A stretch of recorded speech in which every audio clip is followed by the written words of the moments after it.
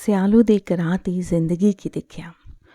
ਬਹੁਤ ਹੀ ਠੰਡੀ ਰਾਤ ਦੀ ਬਰਫੂ 'ਚ ਠਰਦੇ ਨਿੱਕੇ ਜਾਗਤੇ ਕੀ ਦਿਖਿਆ। ਨਾ ਜਿੰਦ ਨਿੱਕੀ ਕਰਨੇ ਹੀ ਤਲਾਈ, ਨਾ ਮਦਦ ਦਿੰਦੀ ਹੀ ਕੋਈ ਕਲਾਈ। ਲੋਕੇ ਬੰਡੇ ਟੱਲੂ ਸਿਆਲੇ ਆਲੇ, ਟੱਲੂ ਬੰਡੋਏ ਘੱਟ ਤੇ ਫੋਟੋ ਖਿਚੋਏ ਝੱਟ।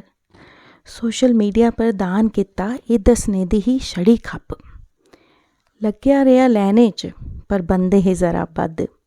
ਉਹਦਾ ਨੰਬਰ ਆਂਦਾ ਉਹਦੇ ਕੋਲੋਂ ਪਹਿਲੇ ਦਾਨ ਮੇਲਾ ਹੋਈ ਗਿਆ ਬੰਦ। ਸ਼ਹਿਰੇ ਦੀ ਖੱਪ 'ਚ ਕੋਈ ਨੇਹਾ ਸੁਣਨੇ ਆਲਾ, ਉਹਦੀ ਦੁਆਸੀ ਦੀ ਵਜ੍ਹਾ ਪੁੱਛਣੇ ਤੇ ਨੰਗੇ ਪਿੰਡੇ ਕੀ ਖੱਟਣੇ ਆਲਾ। ਮਾਂ ਦੀ ਫੱਟੀ ਦੀ ਸੈਲੀ ਸ਼ਾਲੂ ਕੀ ਬੁੱਕਲ ਉਹਨੇ ਮਾਰੀ, ਸ਼ਾਲ ਦੀ ਗਰਮੈਸ਼ ਜਿਆਂ ਮਾਂ ਦੇ ਹੋਣੇ ਦਾ ਅਹਿਸਾਸ। ਸਿਆਲੂ ਦੀ ਠੰਡ, ਗੁੱਸੇ ਦਾ ਬਰਫੂ ਦਾ ਸੋਹਣਾ ਨਜ਼ਾਰਾ ਤੇ ਬਾਹਰ ਛਿੜਕਾ 'ਚ ਠਠੋਂਦਾ ਗਰੀਬ ਕੋਈ ਵਿਚਾਰਾ।